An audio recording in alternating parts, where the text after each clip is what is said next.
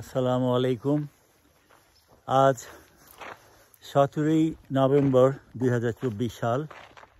এই মুহূর্তে আমি আমার আপস্টেট নিউ ইয়র্কের খামার বাড়িতে রয়েছি। আজকে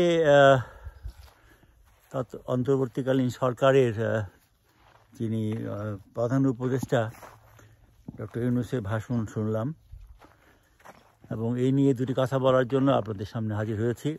আমি জানি আমার কথা হয়তো অনেকেই পছন্দ করেন না, কিন্তু আমার নিজস্ব দায়বদ্ধতা থেকে এই কথাগুলো বলছি।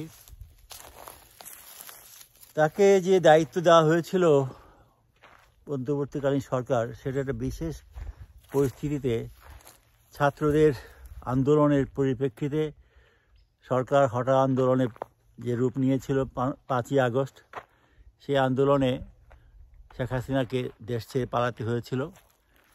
কিন্তু একটা কথা ভুলে গেলে চলবে না, সেদিন ডক্টর ইউনূস অথবা এই ছাত্ররা এরা কিন্তু গণতন্ত্রের জন্য, দেশের বৈষম্য বিরোধী বা অন্যায় যে কাজ হচ্ছিল তার বিরুদ্ধে, কিংবা আজকে যে সংস্কারের কথা বলছেন এই সংস্কারের দাবিতে আন্দোলন করে নাই।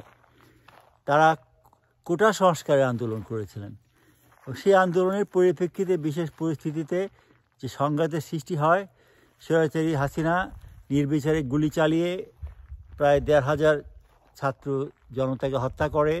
তার জন্য পরিস্থিতির শিকার হয়ে জনগণ রুষে উঠে ফুঁসে ওঠে এবং শেখ হাসিনাকে দেশ থেকে বাধ্য করে। এর অর্থ এই নয় যে ডক্টর ইউনূসের নেতৃত্বে ছাত্ররা বা এই বৈষম্য বিরোধী আন্দোলনকারীরা দেশের বিভিন্ন কুসংস্কারের বিরুদ্ধে, অন্যায়ের বিরুদ্ধে দীর্ঘদিন ধরে আন্দোলন করেছিলেন, তা নয়। বরং তার বিরুদ্ধে আন্দোলন করেছিল বিএনপির ছাত্রদল, ইভেন জামাতের সেই শিবির কর্মীরা, অন্যান্য বিরোধী দলের নেতাকর্মীরা। কাজেই আজকে যেন মনে হচ্ছে তাদের আন্দোলনের ফসল এই অন্তর্বর্তীকালীন সরকার। আসলে কিন্তু তা না। দেশের আপামর জনগণ হাসিনার পতন চেয়েছিল। আমার মনে আছে আমি ওই 4 আগস্টও এইখানে দাঁড়িয়ে বলেছিলাম, এই আপস্টেটেই, যে এই বৈষম্য বিরোধী না, অসহযোগ আন্দোলন না। কারণ 4 আগস্টও ছাত্ররা অসহযোগ আন্দোলনে ডাক দিয়েছিল, কিন্তু আমি বলেছিলাম অসহযোগ না, শেখ হাসিনার পতনের ডাক দিতে হবে।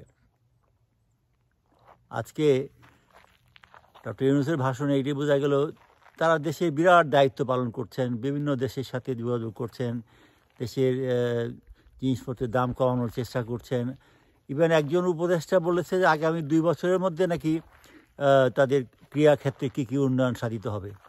আগামী 2 বছর পরে আপনাদের কে অধিকার দিয়েছে? 2 বছর পরে আপনাদের কি দায়িত্ব আছে?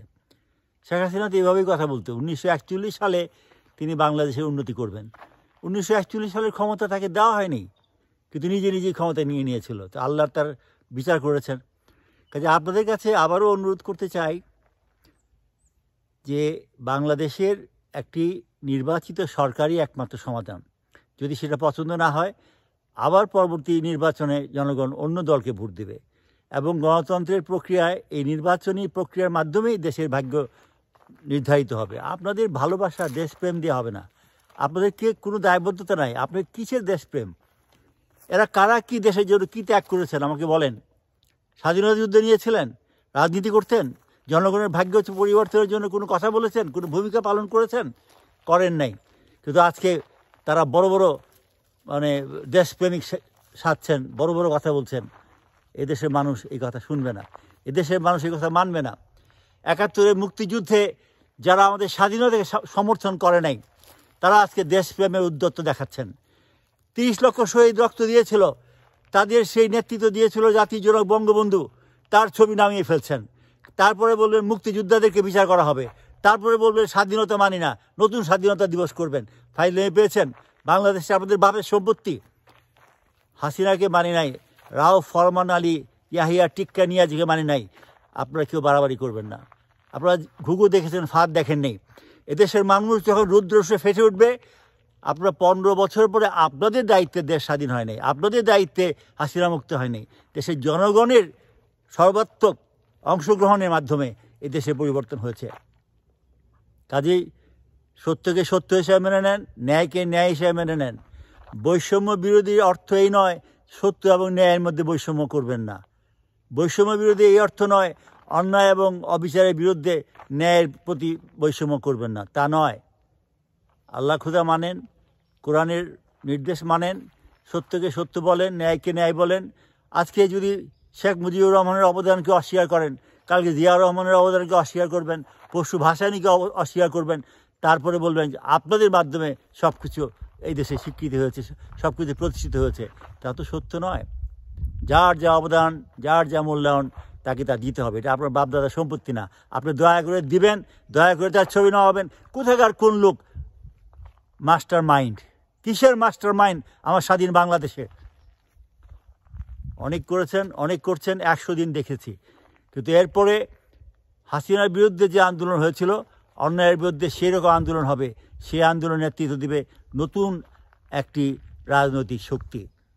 ঘুঘু দেখেছেন, আবারও বলছি ফাঁদ দেখেন নাই।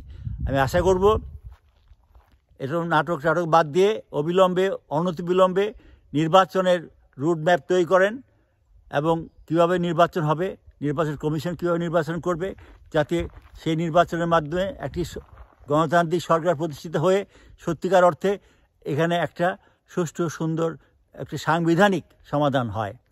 সংবিধান ছুঁড়ে ফেলে দিবেন, পতাকা ছুঁড়ে ফেলে দিবেন, আমরা গাঙ্গে ভাইসে আসছি, আমরা চেয়ে দেখবো মনে করছেন? আপনারা জানেন না, আপনারা বুঝেন নাই। বাড়াবাড়ি করবেন না, সবাইকে তার সীমার মধ্যে, এখতিয়ারের মধ্যে কাজ করার অনুরোধ জানাচ্ছি। ধন্যবাদ। বাংলাদেশ চিরস্থায়ী হোক।